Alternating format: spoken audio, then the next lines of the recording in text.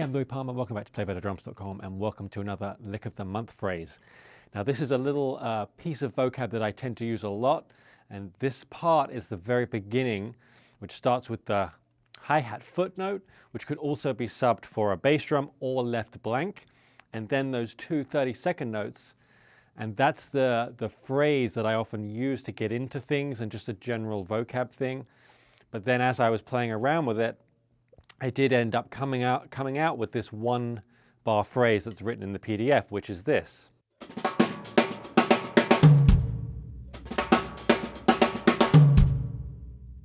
So a couple of interesting things happening. The little 30-second note chunk, which I just spoke about, how I play that a lot in different ways, which I'll show you, but also starting fills with the left foot hi-hat. And in this one bar phrase, it happens twice. Beginning of the first two beats and the beginning of the second two beats, and then also playing the hi-hat with the left hand, which I do a lot, closed. So I'll slow down the first half of the bar.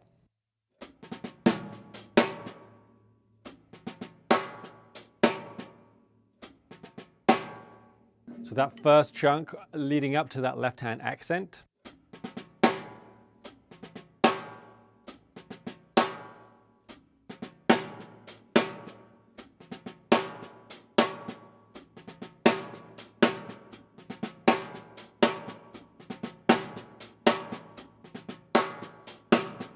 So it's extremely simple, it's just single strokes, but once again, dynamics are the most important thing and the thing that makes it sound good.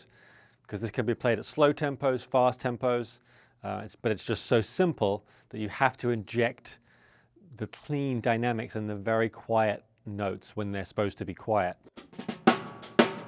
So that very last left hand is almost not happening. Very, very subtle, and also the very beginning of the phrase, leading up to that first left-hand accent,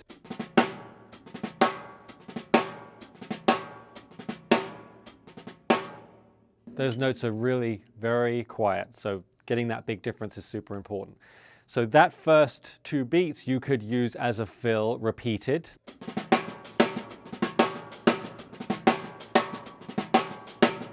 You could also sub the left foot for the right foot.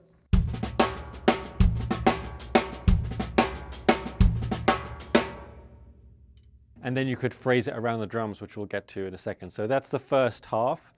And then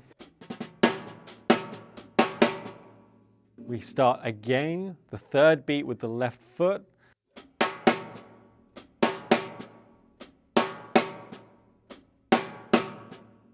And then the last beat.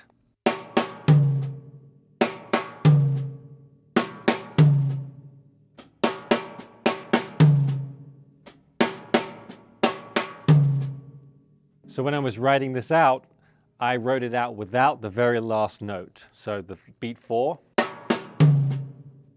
because I didn't think I was doing it. I thought I was just going. But it's interesting when I transcribe certain things that I play often, how many times I'm playing very, very quiet notes, basically filling every gap.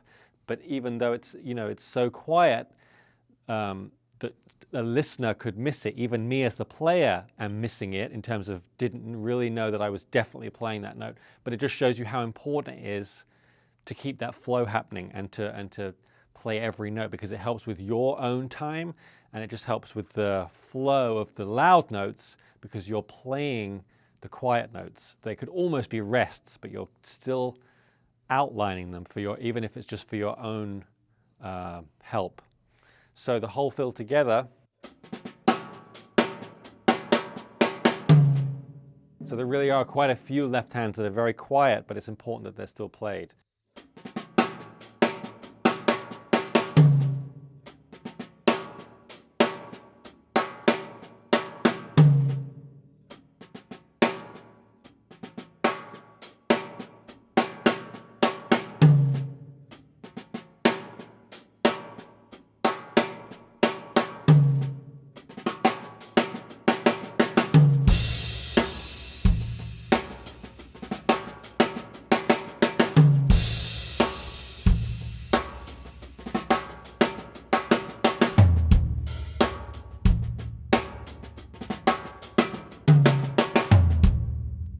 Then, of course, you can come up with your own variations, change the second half of that fill. It doesn't have to be that. I do like the beat 3 phrase.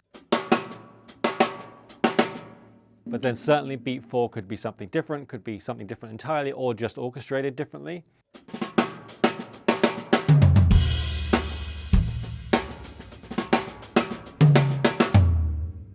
You could place the left hand on a tom for that beat 3.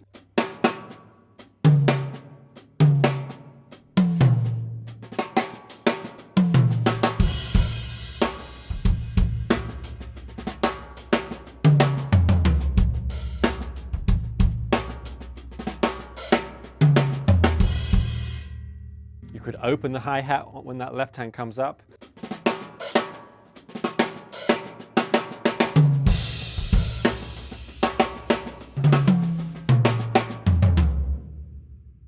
And then that 32nd note chunk I use a lot in various forms on different drums, different places in the bar.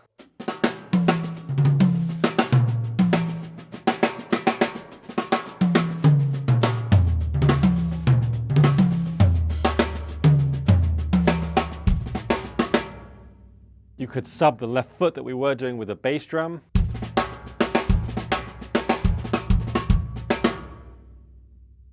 Use the left foot like we were doing, and then play it on different drums.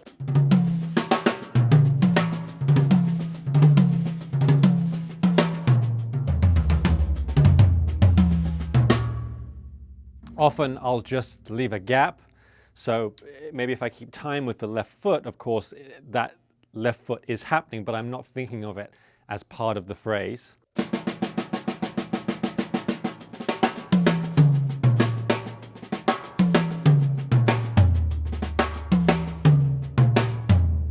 So it is occurring in the same place, but it's in my mind it's separate. So sometimes when I'm not playing time with the left foot, it's just a gap.